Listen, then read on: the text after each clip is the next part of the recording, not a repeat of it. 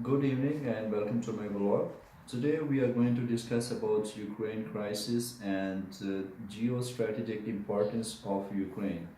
As we know, the 21st of November 2013, the incidents when the ex-president Mr. Yanukovych disagreed to sign EU trade agreement with Ukraine, and the moment when he decided to join the union with the Russian Federation, it sparked a huge wave of protests within capital city of Ukraine, Kiev, and which in result followed by the Ukraine crisis, which we remember as Euromaidan, and which also followed by annexation of Crimea in 26th of February 2014.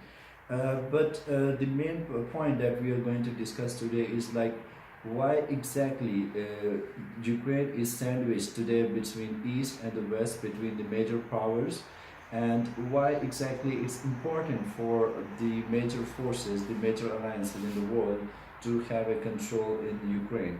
So as we know that followed by the Euromaidan crisis, unfortunately Ukraine has seen many casualties, dysfunctional institutions, a flawed economy, high level of corruption, unfortunately, and also there have been many incidents of some other crimes being committed within Ukraine. However, today we also see a government running the functional government in Ukraine, which is doing its best to bring the country back to its norms, to establish a functional system of institutions, bringing reforms which are somehow being criticized in the West.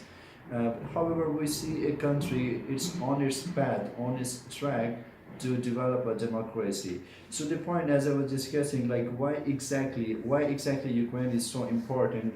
As we know that Ukraine is located on a crossroads between East and the West, and even in historical context, we also know that Ukraine was also located on a borderland between the Eastern empires of Russian empires and the Polish Austro-Hungarian Empire.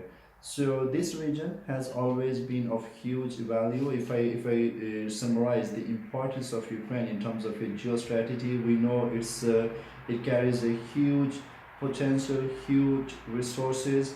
It's also a major part of Russian geostrategy. It's very important for the Russian strategy uh, in terms of Russian influence in the region. And also, we have seen that for Russians, the loss of Ukraine will be ideologically equivalent to the loss to the Germans, which was in terms of loss of Eastern Croatia.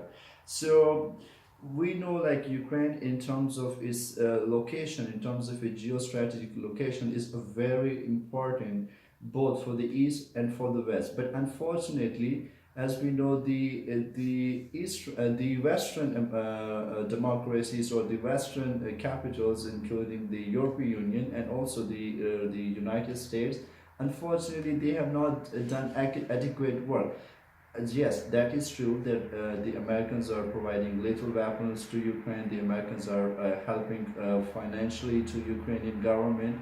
However, what I have observed in the European Union, unfortunately, there is no clear strategy. There is no common foreign policy on issue of Ukraine. We see some countries showing their support, their huge support to Ukraine.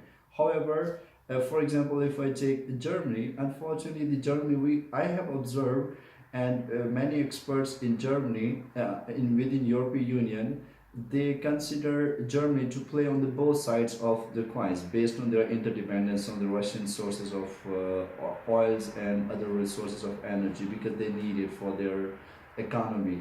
And also the Eastern Partnership, which is led by Poland, again, unfortunately, is being criticized by some capitals within European Union. So we see like at the same time it is sandwiched, as I discussed in the beginning of our video today, that it is sandwiched between East and the West. And also we see that the Ukrainian people themselves, They are more Eurocentric instead of Eurosceptic. They want to be a part of European Union. Yes, they want to develop, and they want to develop their standards up to the European level, European Union level, and also they want to raise their standard of living. I was in Ukraine last week to conduct an interview with the ambassador of Pakistan to Ukraine, and during our discussion we also found out like a Ukrainian government is undertaking many new stances, many new like they are bringing many reforms to bring the country on the path of progress, on the path of prosperity. And also I would like to summarize my conversation today by saying that if I have to summarize the Ukraine crisis, I will summarize it in only 3 words. It was revolution, it followed by annexation, which in turn to rebellionism, and now luckily and fortunately we are seeing a progress. So we are very skeptic about Ukraine's future, and especially the country that I belong to, Pakistan. During my last meeting with our outgoing ambassador of Pakistan to Ukraine, we have also discussed about it, and as I understand, Pakistan has a neutral position in terms of Ukraine crisis. We want the resolution or the solution to Ukraine crisis on the basis of neutrality under the United Nations Charter. And also, I would like to summarize our today's vlog by quoting Mr. Kurt Volker, who is a United States Special Representative for Ukraine negotiations.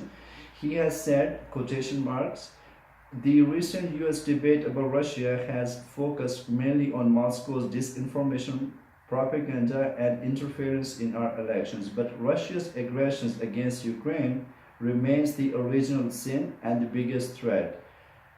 It's not just Ukraine's survival as an independent democratic state that is on the line, but the future of international order based on rule of law rather than the law of jungle," quotes. So thank you so much again, and we also hoped a peaceful resolution, peaceful solution to Ukraine crisis. Thank you.